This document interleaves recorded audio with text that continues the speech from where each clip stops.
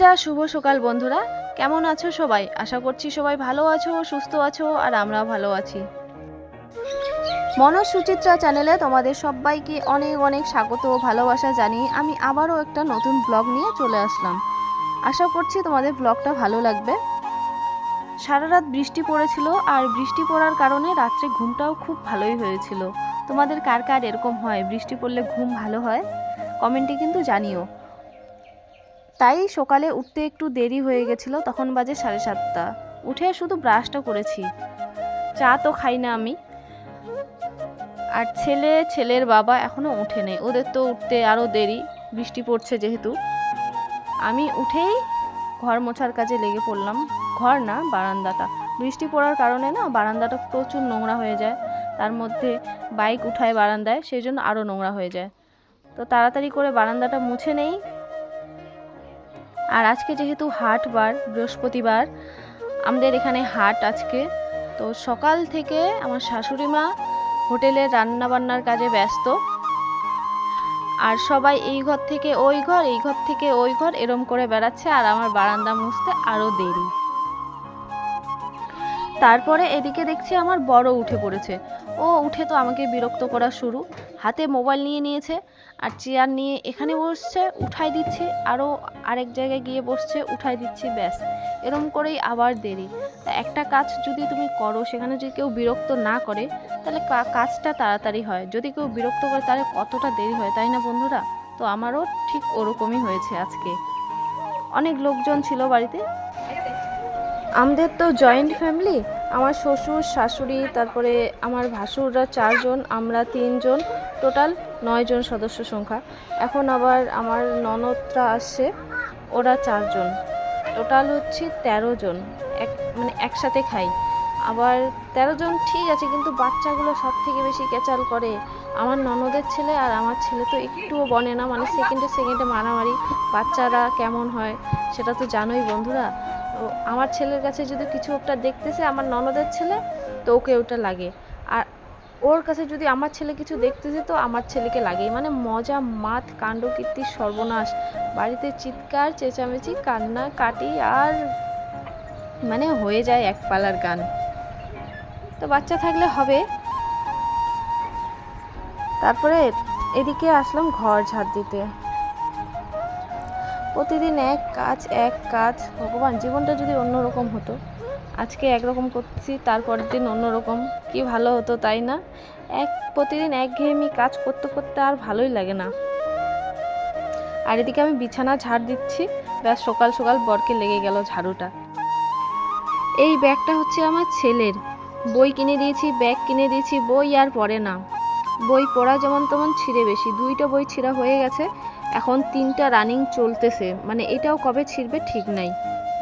এদিকে বড় রেডি, ও যাবে বাজারে, রেডি বলতে একটু মানে একটা খালি গেঞ্জি পরে নিল, বাজারে যাবে। এদিকে আমার ঘর গোছানো কমপ্লিট। আর ঘর যদি অগোছালো থাকে তাহলে কোনো কিছুই ভাল লাগে না, তাই না বন্ধুরা? আমার তো একদমই ভাল লাগে না। আর ঘর যদি ঠিকঠাক থাকে তো সবই ঠিক, মনও ঠিক, শরীর ঠিক, সবই ঠিকঠাক লাগে। তারপরে আমি চলে আসলাম ঝাড় দিতে। আর কি মনে হচ্ছে আমাকে দেখে? 10টা বাড়ি কাজ করি গো, সবাই আমার ক্লায়েন্ট, ওইভাবে চলে আসলাম না।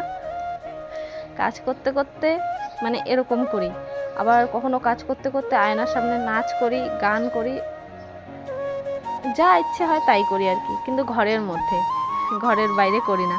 শ্বশুর বাড়ি তো একটু মানে ভেবে চিন্তেই করতে হয় আর কি, যা করি একটু ভেবে চিন্তেই করি।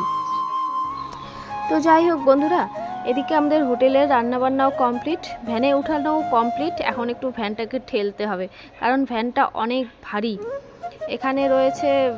এখানে অনেক কিছু রয়েছে, আর এই ভ্যানটাকে ঠেলতে না 3-4 জন লাগে। আর আমি এদিকে ভিডিও করছিলাম, মানে ছেলে যাবে ওর বাবার সাথে, তাড়াহুড়ো করতে গিয়ে ওই পড়ে গেল, দেখো কিভাবে পড়লো। এই যে এখানে ঠোঁটের নিচে একটু লাগছে, যেহেতু রাস্তায় পাথর বালু আছে, পাকা হবে, সেই কারণে এই যে ও চলে যাচ্ছে।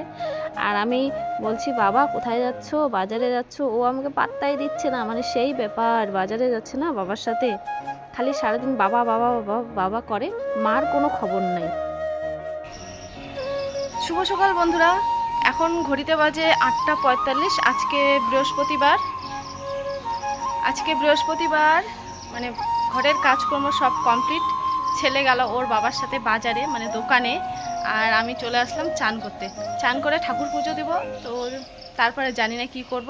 তোমরা ব্লগটার সাথে থেকো আর আমাকে একটু সাপোর্ট করে দিও। চান করে নিয়েছি। আর একটা জিনিস, আমাকে আজকে অন্য রকম লাগছে না? হ্যাঁ, আজকে আমি শাড়ি পরেছি। এই কারণে অনেক দিন পর আজকে শাড়ি পরলাম, মানে বাড়িতে। এমনি কোথাও গেলে, অনুষ্ঠান বাড়ি, পুজো বাড়ি, কোথাও গেলেই শাড়ি পরা হয়, বাড়িতে তো আর পরা হয় না। তো ভাবলাম আজকে বৃহস্পতিবার, লক্ষ্মীবার, তাই একটা শাড়ি পরি। লাল হলুদ রঙের শাড়ি পরে নিয়েছি। বিয়ের পর মেয়েদের সব থেকে দামি জিনিস হলো শাঁখা আর সিঁদুর। সিঁদুরটা পরে নিচ্ছি। সিঁদুর না পরলে না নিজেকে কেন কেন জানি অসম্পূর্ণ লাগে, তাই না? তো শাঁখা সিঁদুর শাড়ি পরলে মানে খুবই ভালো লাগে। শাড়িতে নারী বলে না, শাড়িতে নারী কেশেতে বেশ, যদিও আমার কেশটা একটু কমই আছে।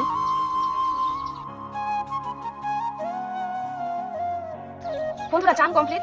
এদিকে বন্ধুরা চান কমপ্লিট।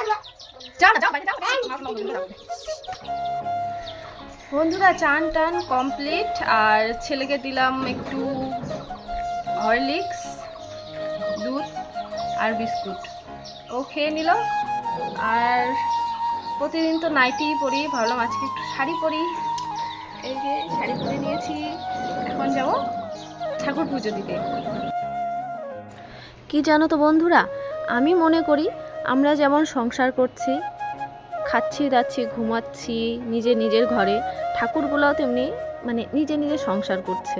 ওদেরও নিজের ঘর আছে, একটা সুন্দর উঠান বা আঙিনা যে যাই বলো আছে। তো সেইটাকে এখন পরিষ্কার করে ঝকঝকে করে ঝাড় দিয়ে নিচ্ছে। আর এই যে দোপাটি ফুলটা আছে, ওটার ফুলের পাতা আর ফুলগুলো এত ঝরে, মানে ওগুলো ফুলগুলো ঝরে পড়ে, সেই জন্য না একদম বিচ্ছিরি দেখা যায়। পরিষ্কার করে ঝাড় দিয়ে নিলাম, তারপরে ঠাকুর মুছে নিচ্ছি।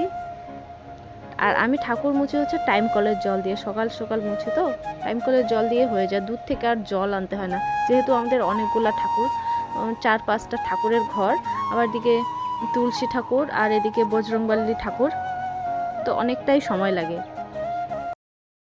আর এই যে শিবলিঙ্গটা দেখতে পাচ্ছ বন্ধুরা, আমরা 2 থেকে 2.5 মাস আগেই স্থাপন করেছি। এই জায়গাটা না আগে ফাঁকা ছিল, তার জন্য ঠাকুর ঘরগুলো দেখতে অত সুন্দর লাগে নাই। আর এখন শিবলিঙ্গটাকে বসানোর পর জায়গাটা পুরো বুক হয়ে গেছে, এই জন্য দেখতেও সুন্দর লাগে। আর এদিকে আমার শাড়ি সামলাতে সামলাতে জীবন শেষ। এদিকে একবার পেট বার হয়, এদিকে একবার পিঠ বার হয়, বাবা মানে মুশকিল শাড়ি পরে কাজ করা। সেই জন্য মানুষ মনে হয় নাইটিই পরে, তাই না? আমি তো শাড়িতে একদম মানে কমফোর্টেবল নই, যতটা নাইটিতে আমি কমফোর্টেবল মনে করি নিজেকে। এখন না আমার একটা গান মনে পড়লো বন্ধুরা। কি গান বলো তো? আরে পাগল, ये लोग कैसे जानेगा कौन सा गान याद आया तेरे को? ओहो हो, ठीक আছে, আমি তো বলবো কি গান, তো বলি। साड़ी पर के फंस गया यार, अच्छा खासा था नाइटी में, ট্যাং ডানা ড্যাং ট্যাং ডানা ড্যাং। বাস ওরকমই হয়েছে আমার অবস্থা শাড়ি সামলাইতে সামলাইতে। পুজো দেওয়া কমপ্লিট করে বেশ অনেকক্ষণ টাইমে শুয়েছিলাম, মানে সকাল থেকে তো একটার পর একটা করে যাচ্ছে, তাই শরীরটা একটু হাঁপিয়ে গেছে। সেই জন্য শুয়ে থাকতে থাকতে 11:30টা বেজে গেছে, 11:30 12টার কাছাকাছি বেজে গেছে। তো কি করেছি, সকালে তো খাইনি, তাই সকালে দুপুরের খাওয়া একবারে খেয়ে নিয়েছি। এদিকে আর কিছু খাবো না, সন্ধ্যার সময় যদি কিছু খাই তো খাই, না খাইলে নাই, ব্যাস এরকম করেই কেটে যায় আমার দিন। চা তো খাই না। তো খেয়ে দিয়ে 2-3টে বাসন ছিল, ওগুলো ধুয়ে রেখে দিলাম। সকালে তো বৃষ্টি পড়েছে, রোদ নেই। চান করার সময় না একটা জামা কাপড়ও ধুয়ে দিইনি, বাসি জামা কাপড় ছিল, ভাবলাম রোদ উঠলে তখন ধুয়ে দেবো। তো এখন রোদ নেই, আবার বৃষ্টিও নেই, মেঘলা আকাশ, ভাবলাম না কাপড় চোপড়গুলো ধুয়ে দিই। বেশি জমা হয়ে গেলে আবার আমার ধুতে ইচ্ছা করবে না। মানে আমি যদি একবারে অনেক জামা কাপড় দেখি বা অনেক কাজ দেখি না, তাহলে আমি ভয় পেয়ে যাই, কারণ আমি একটু আলসিয়া টাইপের। তো আমি কি করি, যখন যেটা নোংরা হয় সেটাই ধুয়ে দেওয়ার চেষ্টা করি, জমা করে রাখি না। এদিকে আমাদের দোকানের বাসনপত্র চলে এসছে, সেগুলো মাজা ধোয়াও কমপ্লিট হয়ে গেছে, সেগুলো আর ভিডিও করতে পারি নাই বন্ধুরা। আমার তো ভিডিও বানানোর স্ট্যান্ড নেই, আর কলের পাড়ে ভিডিও করতে গিয়ে যদি একবার মোবাইল জলের মধ্যে পড়ে, তাহলে তো আমার তো হয়ে গেল সত্যনাশ। সেই কারণে আমি রিস্ক নেই না।